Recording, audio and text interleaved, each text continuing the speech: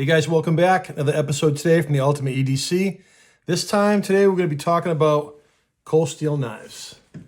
Everybody knows who they are. Everybody's familiar with them.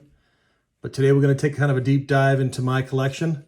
Before we do that, let's get to the blades of the day. Today's folder is the Curtis Customs F3 Large. This is a frame lock with the SPM milled bronze tie, and this is in CPM Magna Cut. Let me give you guys a little close-up of this one. If you watch my channel, you know that the F3 Large is fighting for the top spot in my collection. I think this one looks awesome, this color combo. The bronze scales and the acid wash blade just looks awesome. Just a killer piece all around, and I really like that. The bronze, you get the accent on the pivot collar as well. Just a solid blade on bearings, great action, flips great, really cool blade. Curtis Customs F3 Large, that is today's folder. And today's fixed blade, kind of a special one.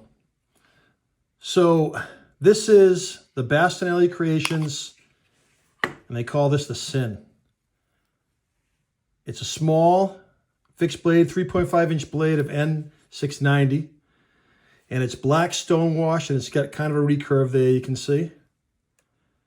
With custom red Tsukamaki handle wrap over race skin. Really, really well done.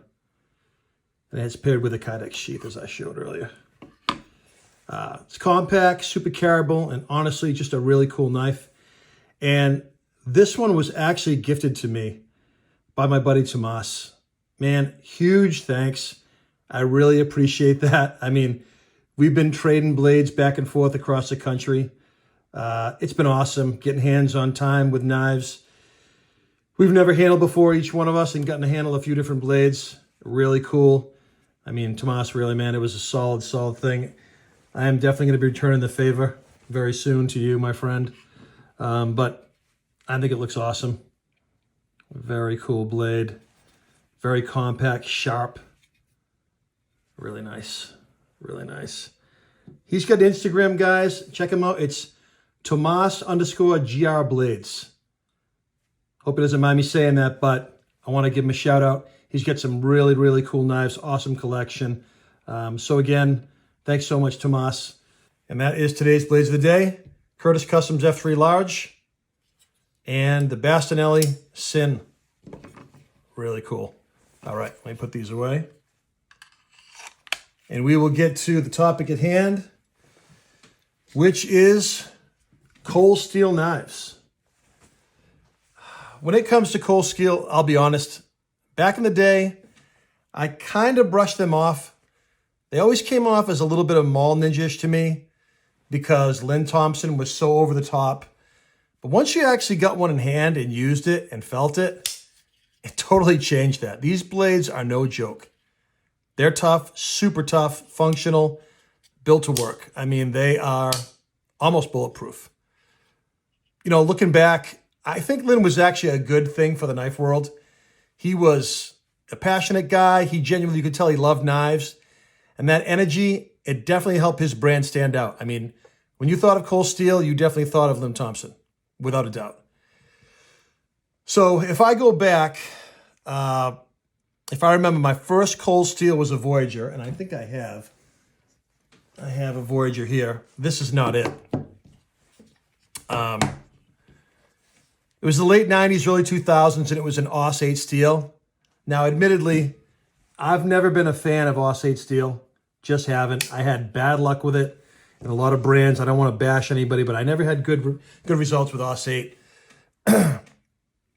It always rusted easy to me, and it didn't hold an edge worth of crap. But the knife surprised me with how much abuse it could take. I really beat on that thing, and it kept on coming. So from there, so this is a Voyager, obviously. This one's in Aus 10A, which is definitely better. Just an absolute beast of a blade, too. Let me put that in frame there. You guys can see that. So I went to, again, back around 2009, and this isn't it here. I don't have it any longer, but I moved on to the American Lawman. And again, it had G10 scales, the triad lock, and again, it had AUS-8 at first. But then they upgraded up to S35VN, and they also went to my personal favorite, CTS XHP. So most of the blades that we're going to see today from my Cold Steel collection are all, they should be all pre-GSM. There might be a few that I bought after the transition, but most of them are all, like I said, pre-GSM models. So this, you can tell I've gotten a ton of work out of this blade here. I've shown this before. American Lawman, such a great blade. Very ergonomic, very thin, and it's just great. Easy to carry, you put it in your pocket, you don't even know it's there. And super stout. I mean, they do not move, they do not shake, there is no rattle, just like a rock. Then, from the American Lawman, I went to my personal favorite, which I showed earlier, is the Recon 1. Now this, really, to me, is the epitome of Cold Steel. Just my personal. Again, these are pre-GSM. You can see CTS XHP. And this one I've used a bit, and that coating has handled it great. Boxes and tape and so forth. Nothing crazy. This one here, I've really beat on at work and so forth, and it's really taken a beating, but still rock solid. No movement, nothing. And I have, let me get this in frame here. I have another, this is another one, an SHP. You guys look at that. This has got like the dark earth colored scale. This is brand new, never touched. Just took it out of the box. I always kind of held them and just thought, you know, maybe I could use these someday. But I've always just kind of kept them in pristine condition. But the American Lawman, again, very ergonomic. Super strong blade with the triad lock. I thought it was awesome. But again, the Recon 1, for me, definitely probably my favorite model of all Cold Steel.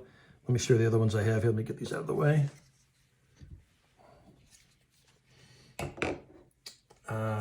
So I have this model here. This is the Bowie. And again, CTS XHP. Pristine condition. Never used it. Awesome model. I mean, these are great knives to have with you. This was a recommendation. A buddy of mine who works on a farm, he asked for a knife that could really take some punishment. And it was between this and a Spyderco. And unbelievably, you know what a Spyderco fan I am, I recommended him the Recon 1, and he used it for years and years and years. Great knife. And I have one more here. And this is the Tanto. The OD green. Super comfortable in hand. Give you a close-up of that. CTS XHP. Again, these are all brand new. I've never used these. But I'm a massive fan of the Recon 1. If I'm grabbing a Cold Steel, it's 99.9% the Recon 1. I think most folks would agree that Cold Steel knives made in Taiwan are a step up from the ones made in China. And I think the materials were just better. You know, the reputation really comes from how Cold Steel ran things before GSM Outdoors bought them in 2020. But at the end of the day, the quality really comes down to the factory where they're made, just not the knives, you know. I think they just really did a great job. Taiwan is known for making great knives. I think some people get Taiwan and China confused at times as far as reputation and build quality. They're definitely not in the same league. But let me show you a few more of my collection I have here. So we've got the Recon 1s. Move these out of the way. Again, they're all pretty much pristine. I've got the SR1. These are tanks. Let me give you a good close-up of this. I mean, look at the blade thickness on that. Just a monster. And these are in S35VN. Super stout. Extremely stout. They drop shut very easy. Just got to be careful. Don't want to slice your hands. And that's the clip point. And I also have the Tanto version. Give you a close-up of that. Grinds are really well done. Very well done. Really cool. So we've got the SR1.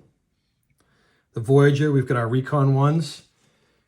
I also have the Blades Canada Special Recon 1. A lot of people didn't know what this was. They hooked up with Blades Canada, and they come out with just a stainless version, you know, not coated, because as a rule, most of the Recon 1s always had the black coating, but this was one they did in stainless, this S35VN. This was really sought after back in the day. Kind of hard to get. But I've shown this, and a lot of people are like, it's made in Taiwan. I'm like, I know that. It's just Blades Canada, the company, they, you know, obviously recruited them to make this blade for them. So that was a really cool looking one too. You can see the size is pretty much the same between the SR1 and the Recon 1. I also have, this was a later acquisition, the Formax Scout. This is a beast of a blade. I mean, look at that thing. Total bruiser. Beefy.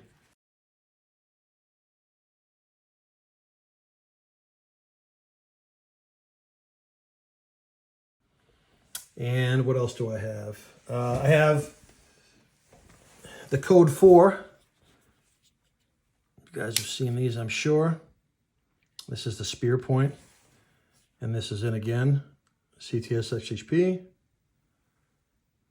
These are really cool. These are extremely thin knives. Like, I'll show you. I think these might be one of the thinnest knives. Now, the American Lawman is extremely thin, but look at it next to the Code 4. It's even thinner. The Code 4 is extremely thin. Extremely. You want something in your pocket that's just going to disappear? I mean, this could be the blade for you. I have all the models. I have the Tanto and the clip point. They're all in bags somewhere. I couldn't locate them right before the video. And I wanted to try to make this video before it got too late. Let me put these in here too. You've got the American Lawmans. Now, we know there's a million models out there, but these are the ones I really enjoyed. And this is one I bought later on too. This was the Slockmaster. Kind of like a do-it-all knife. Take a look at that. Yeah, it's in German, 4116. And this knife feels beautiful in the hand. You can use it in the kitchen. Very, very grippy handles, and it's cheap. I think it's like 20, 30 bucks, but very, very sharp. I mean, you could use this as a great camp knife for cooking or whatever you want to use this for. This is a really, really great knife. Sheath could be a little bit more, you know, desirable, but it holds it in there fine. Kind of like a Mora sheath, just, you know, but the blade itself, extremely grippy. I really like this texture on the handle. Beautifully done. Let me see if I can move these over a little bit and see if we can get more in the picture here. I'll put that up here, but I don't know if we'll be able to get too many more of these blades in here. And again, I got more blades floating around, but I just couldn't grab them. There's too much going on. There's all our Recon 1s over there. I'll try to put another Recon 1 up here. But Cold Steel is the real deal. They are bulletproof. If you're looking for a blade to really, really, really take it to the next level as far as use and durability, I think it's very hard to beat the Triad Lock. It is timeless design. I think the patent's actually coming up soon. So I wonder who would be going after that. But again, all great models. For me, if I had to pick one, it's definitely the Recon 1. Perfect balance between size, blade shape, blade size, capability. Very comfortable in hand. An aggressive G10, which I'm a fan of. So, love to hear if you guys are into Cold Steel. I know Lynn Thompson can be a little animated at times and line over the top, but I'm a massive fan. I know I got a few more hiding somewhere, but this is all I could find for now. Again, I just want to say thanks so much to Tomas for hooking me up with this Bastinelli Sin. Such a cool little blade. Look at that thing. And the wrap is really, really nice. Very cool colors, that burgundy and red. Burgundy is actually one of my favorite colors. Really nice. Again, thank you, Tomas, very much. So now we'll do today's movie recommendation. And with it being Halloween, I wanted to go real crazy. And I got one here, guys. If you haven't seen this movie is insane. It is Hereditary. Released in 2018, it stars Toni Collette, Alex Wolff, Miley Shapiro, Ann Dowd, and Gabriel Bryan. The story follows a family dealing with the loss of their mysterious grandmother.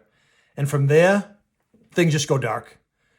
For me, Toni Collette absolutely steals the show. Her performance, intense, emotional, and honestly, downright disturbing. It's nuts. This movie starts off slow, but it builds and builds tension until it's almost unbearable. It really is. It's creepy. It's heavy. This is one of those ones that will stick with you for a while after you've done watching it. You'll think about it for a few days afterwards. It's that crazy. So right around the Halloween time, I figure I'd really throw a banger out there.